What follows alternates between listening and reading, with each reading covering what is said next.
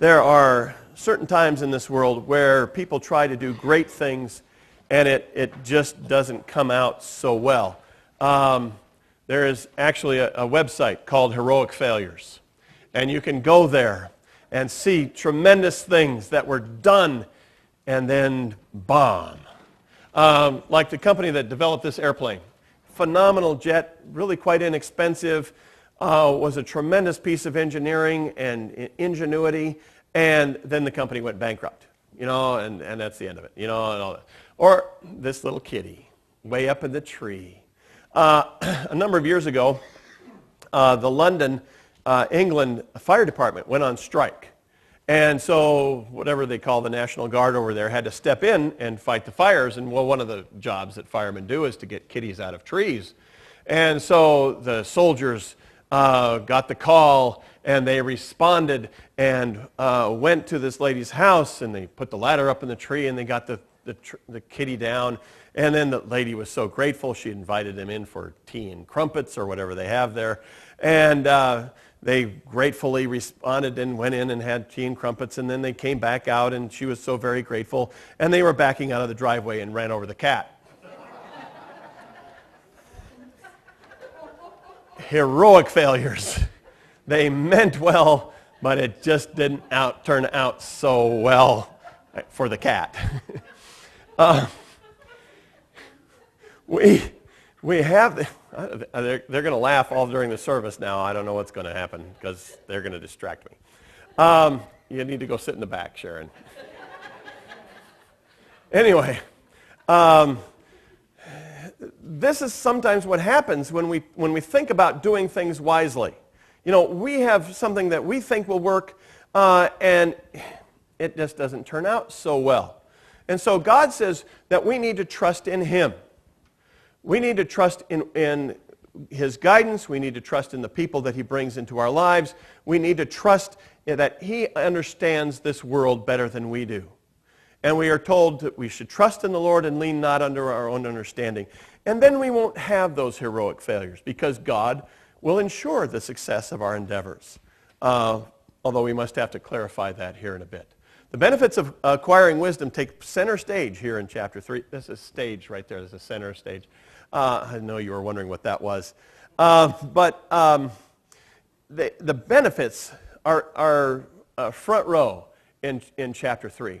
In verse 5 it says, trust in the Lord with all your heart and lean not on your own understanding. In all your ways acknowledge Him. And then it tells us that He will make your paths straight. This is the benefit of serving the Lord.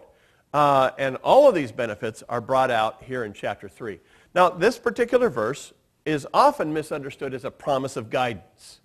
And it's often forcefully misunderstood as a promise for guidance of going against your own better judgment. So here's this guy. It seemed crazy, but I felt the Lord's leading. And so he gets a tattoo all over his face and wears crazy glasses. That's not what this verse is saying. It doesn't mean that you can go against your better judgment. It's not saying don't lean on your own understanding. It's saying that we understand that our understanding is sometimes going to be frail. We don't know how things are going to turn out. We don't know exactly what would be a good idea. And in those cases, we trust in the Lord, and in all cases, we trust in the Lord to guide us into all these things. We don't go out and do crazy things because we feel like God told us to. This chapter urges its readers and its hearers to give up their fantasies about self-determination and their fantasies about self-sufficiency, and it says that we need to trust in the Lord. He's going to do it. He's going to bring all of these things together in our lives. This theme of benefits is brought out in chapter 2. It was brought out in chapter 2. It's repeated and developed here in chapter 3 about the benefits of long life, of health, of prosperity, and of getting along with all your friends and neighbors that live next to you, the honor that we have. It starts off with 5 admonitions here in the verses 1 through 10. The 3 benefits that it talks about right here are mentioned right here at the beginning of this chapter in verses 1 through 4. It talks about long life. It talks about prosperity. It talks about good reputation. And they're right there at the beginning. Those are the big 3 that the book of Proverbs is always pushing. It sums up all the other benefits that serving the Lord and following Him and choosing wisely will bring into your life. These objects of desire are not ends in themselves. We remember the verse of the New Testament that says, seek the Lord first, and all these things will be added unto you. Well, that's the same way here. We seek the Lord, and then it results kind of spontaneously that all of these things are going to happen to you. Now, they're not promises, and we'll talk about that as well. They are not ends in themselves. They're not something you should strive for, but they will come along. What we strive for is to fear the Lord, to serve Him, to live wisely. All these benefits are going to come as a result of that. The form of this, that these take place here in verses 1 through 10, there's a command, and then there is a charge, and then there's a motivation. And we can see that here in this first one. First admonition charges the son to remember parental teaching. Remember you're teaching your kids how to drive? You need to listen. This is what I'm telling you. Turn left here. Do this right. 10 and 2. Although Matt was accusing me of driving with 10 and 2. I was just driving like that. And then he says, keep these commands in your heart. You know, listen to what I have to say. Keep these commands in your heart.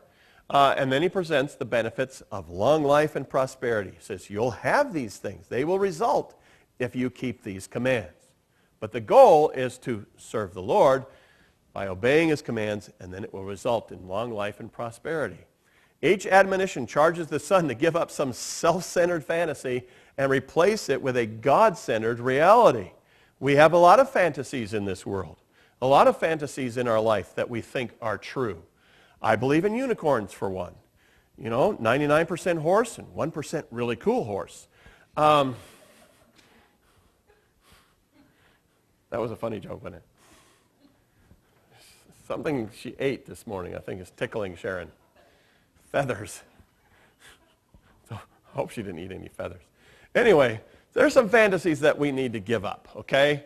One is that we are totally independent. Okay, we are taught from birth, independence, stand on your own 2 feet. Don't let anybody push you around. Be strong. You're alone in this world. You can take care of it. You can do everything. That's not what God says. He says we're interdependent and we are dependent upon Him. Now, there are some good things to be said about independence. That's true, okay? But if we just think that we don't rely on anybody else, that we can go our own way in this world, we are going to end up as failures.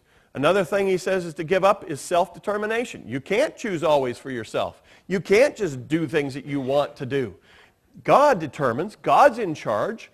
God wants you to follow after Him, you know, and He is going to determine that. Yes, He holds us responsible, and yes, we have free choices. But we do not have this unrestrained self-determination. We don't have the freedom to make our own moral rules. The little kid going, oh, really? Yes. No, you don't have the choice to make your own moral rules. And a lot of people in this world, in our country especially, think that we do. If we want to do something, I'm sure it says in the Constitution that we're allowed to, and we go ahead and do it. But we are not free to make our own moral rules. And that's a fantasy that a lot of people in this world have. We have a fantasy that what's mine is mine, and what's yours is mine as well. That's also a fantasy. Your goods are not solely yours. In fact, you are a steward of them. God has given them to you. You worked hard, but God gave them to you. God gave you the job. God gave you the strength. God gave you the energy. God woke you up in the morning. They are God's, and we are stewards of them. And if we think that we have this unlimited right to our stuff, we're going to end up living a fantasy life. And there are a lot of people in this world that think we should be free from correction. Nobody judges me. You don't have any right to judge me. You don't have the right to say that things are going to be punished. And we think that God won't punish sin. We think that we'll get away with everything. And God will never step into our lives and say that we're doing something wrong. He just doesn't do that. That's not who God is. That's a fantasy. God does correct sin. Sometimes He punishes sin. All the time He corrects sin. And He helps us to become the people that He wants us to do. So these are some of the fantasies that we face. But there are also benefits from getting away from these fantasies and living the way that God wants us to do. One of them is prosperity. God has not promised. God has told us that as a result of